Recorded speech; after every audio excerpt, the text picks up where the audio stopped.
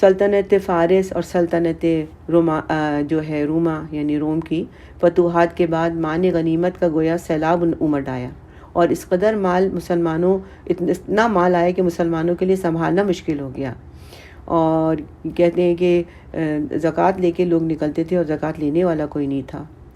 یہی صورتحال تھی جس کے بارے میں حضور صلی اللہ علیہ وسلم نے اپنی زندگی کے آخری ایام میں فرمایا۔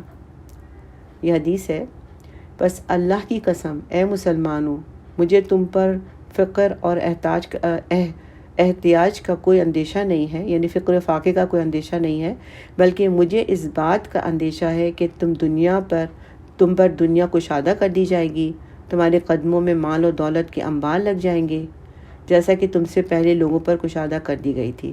پھر تم اس کے لیے ایک دوسرے سے آگے بڑھنے کی کوشش کرو گے جیسا کہ وہ لوگ کرتے تھے، پھر یہ تمہیں تباہ و برباد کر کے رکھ دے گی جیسا کہ ان لوگوں کو تباہ برباد کر دیا تھا۔